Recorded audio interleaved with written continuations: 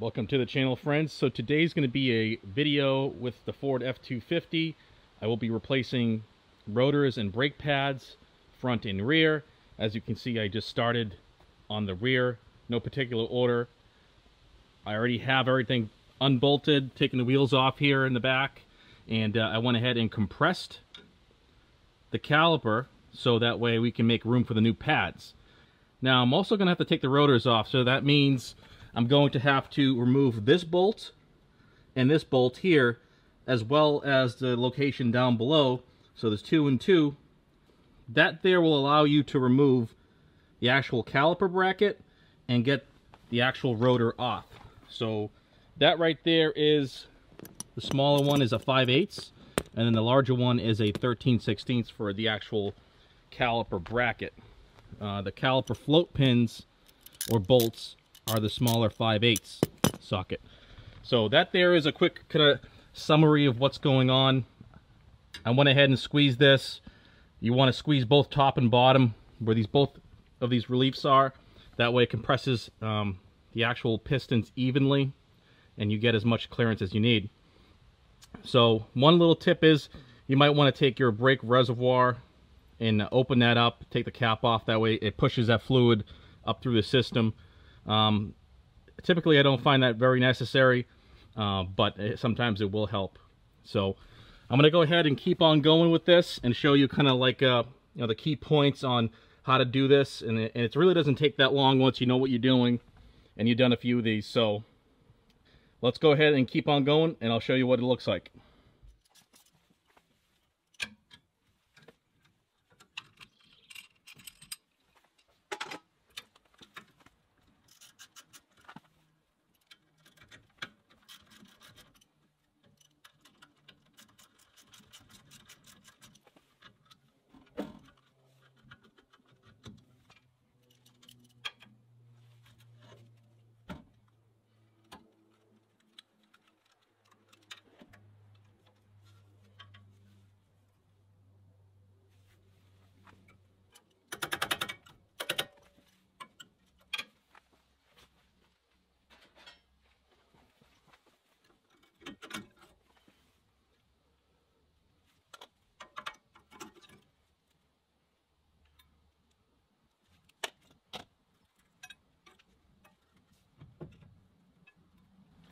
You also want to make sure that your e-brake is not on, because that possibly could cause this not to come off. But first we have to get this caliper bracket off.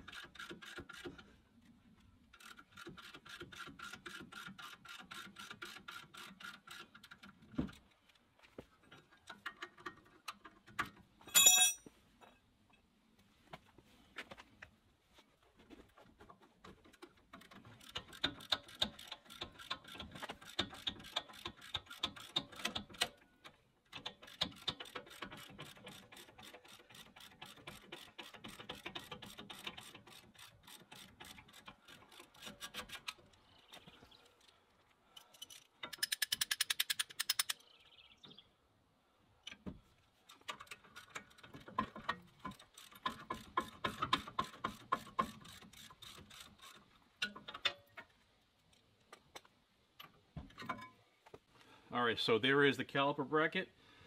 You're going to want to go ahead and remove these shims, because I will be replacing them with brand new ones. And you want to hit this all with a wire brush to get rid of all the soot and debris and carbon dust on here, brake dust. And you also want to lube up these pins in here. So take out these bellows, take this whole pin out, clean it up, and put new grease. But these feel like they're pretty good. There's still a lot of lubrication in there and grease. So I could be okay. Actually, this one down here is locked up. So the top one is fine. Feels like it has plenty of grease, but this bottom one is actually seized up. So I'm going to have to go ahead, take that apart, clean it, and lube it back up.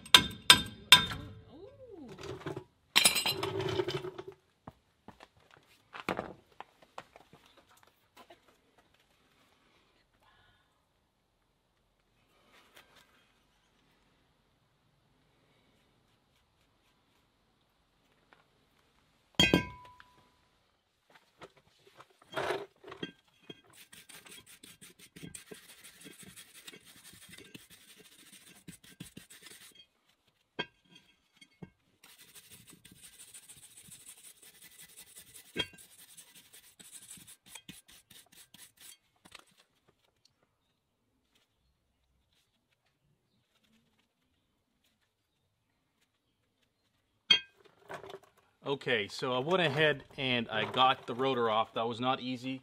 I had to use the 5-pound mini sledgehammer and bang on either side, but on this side you can't bang on the rotor because you're going to hit the shield. So I put that C-clamp on there and I banged on the C-clamp and I basically worked that off evenly. The e-brake is not on. You don't want the e-brake on. I have it in park, but it's such a tight fit between the drum, the inner drum, and the shoes here that it was tough getting to slide off. So you have to do it evenly. If you just keep on banging on one side, you're gonna like end up breaking something or distorting the brake shoes that's used for the e-brake. So don't do that. You want to work it off evenly, and you'll get it off. It's you know, it's critical to use a 5-pound mini sledge. This here, it is not going to do the job. You're going to be there for a long time, and might need earplugs as well, like I did. So I got that off, and then the other situation is the rotor is all screwed up on the backside. As you can see, there's multiple grooves ground into the back face of the rotor, and that's no good, and that's why I was making a bunch of noise. So here is the culprit. It is the floating pin that's on the bracket. As you can see, I actually put this in the vise and twisted this off because it was like seized up. As you can recall earlier in the video, it was seized up. I put it in the vise and I twisted the whole bracket and worked it off, and it's almost bone dry. It's like a very dry paste in there. It should not be like that. It should be more like this one here. Whoops. As you can see, it still has lubrication. So what I'm going to do is take this, clean both of the pins up, and clean the bores on the bracket with a Q-tip, and grease them back up with the proper stuff, which is this right here. I will put a link down below, Amazon link, to see if you guys want to buy this same stuff that I'm using. This is the stuff I've used for years and years. It's Ultra Disc Brake Caliper Lube. It's a synthetic lubricant. It has, like, I think silicone or something in it. It's very high temperature stuff. It's meant for this here. So that's the stuff you want to use. I'm going to go ahead and clean this up and then show you the reassembly, and we'll go from there.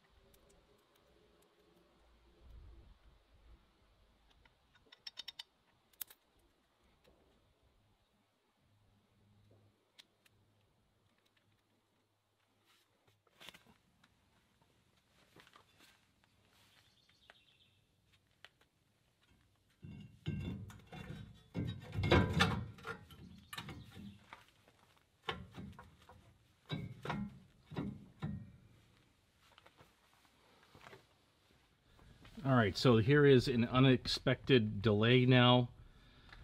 As you can see here, I have the brake drum shoe fell right off of the actual mount. So that came dislodged, most likely from me banging it around. This is stuff that happens when you start taking apart a vehicle. Shit falls apart.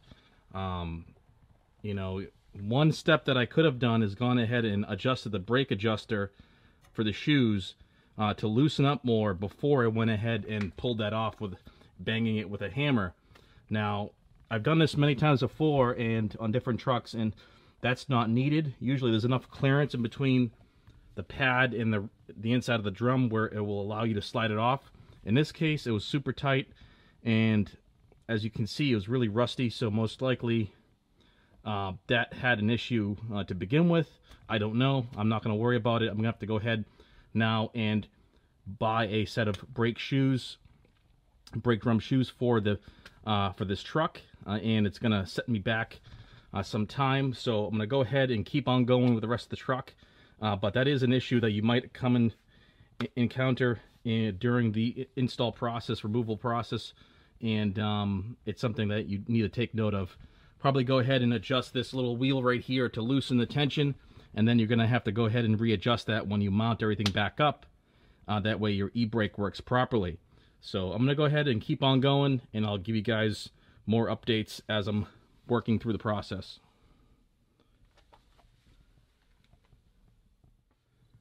Alright, so some updates. I'm here on the other side of the truck, driver's side, and I got the rotor on, everything in place, brake pads, new shims. The caliper slide pins are greased up. They were cleaned fully and then greased up, and now all I have to do is install the caliper and tighten down the two bolts to hold that on. This side did not have an issue with the brake shoes, the brake drum liners, I should say. So I cleaned everything up. That slid right on. I did adjust that brake adjuster for the shoes to come in a couple clicks. That way I could slide on the new rotor without any interference. You can beforehand back off that adjustment, which I should have done, but sometimes you can get away with not having to do that. So in this case, that's what happened.